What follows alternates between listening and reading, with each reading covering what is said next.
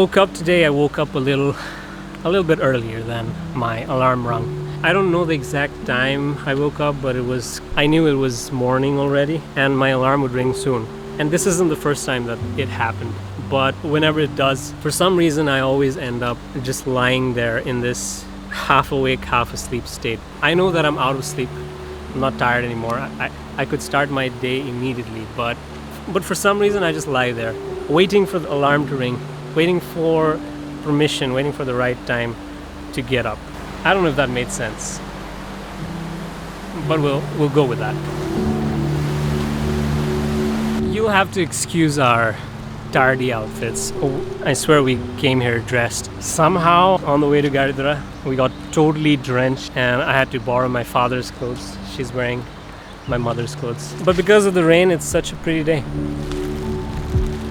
Look at that.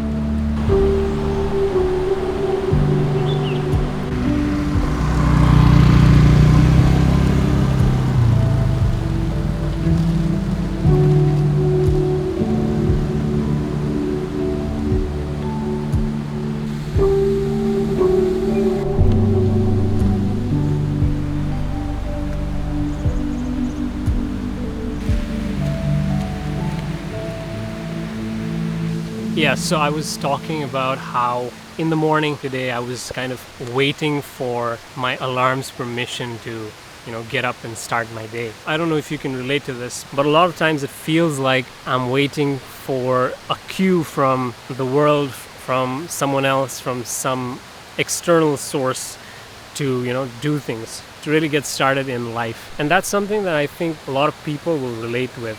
Because ever since I was a kid, I've kind of lived life in a very passive way. I've waited for things to happen to me rather than me going out and doing it or getting it. And the reason for that, I think, is just the type of person that I am. I've never been someone who's very ambitious or someone who's had a clear set goal in mind the moment they were born, And that's what I kind of want to talk about today.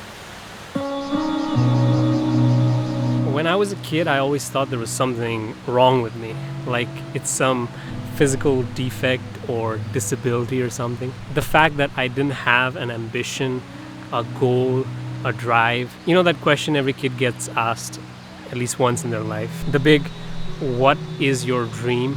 I never had one, and I thought I was lesser for it.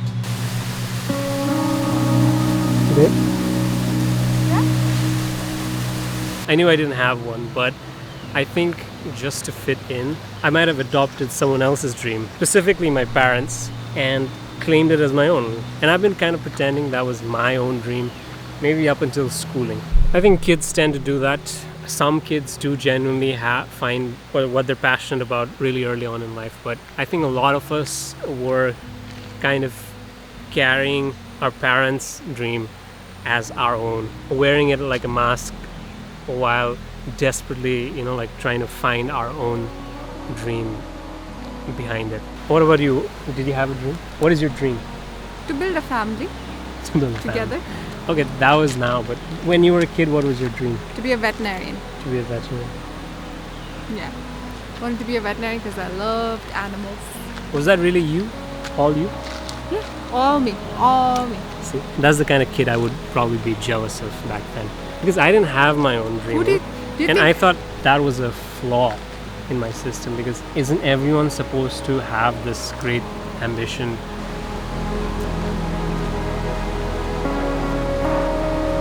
You had a dream to become a vet, right? I had a dream. You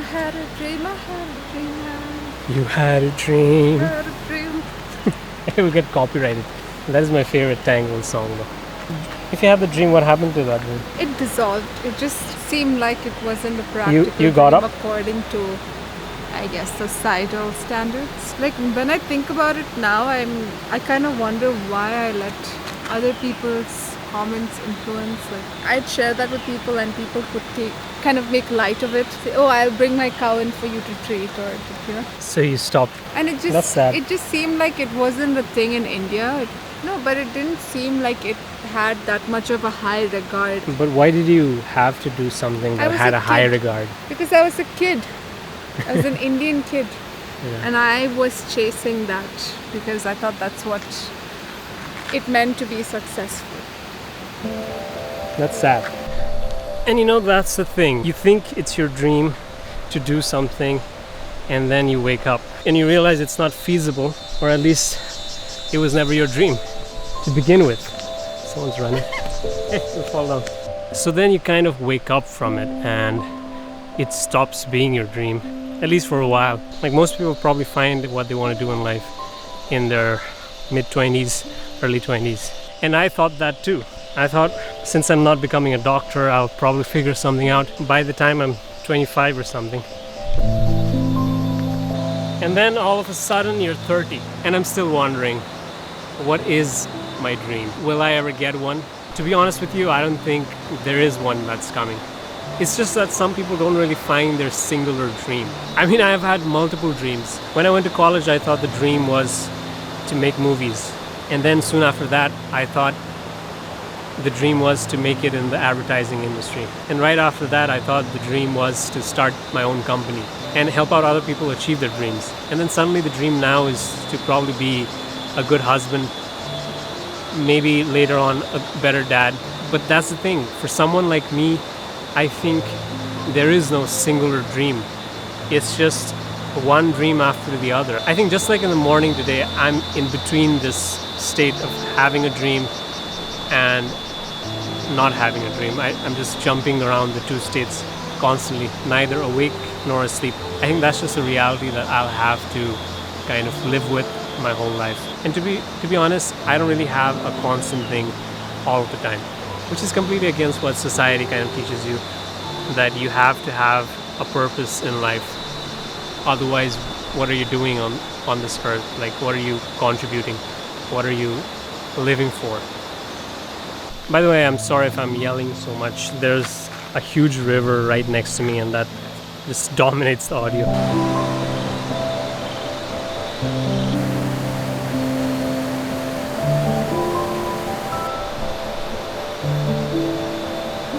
Hey! You like this?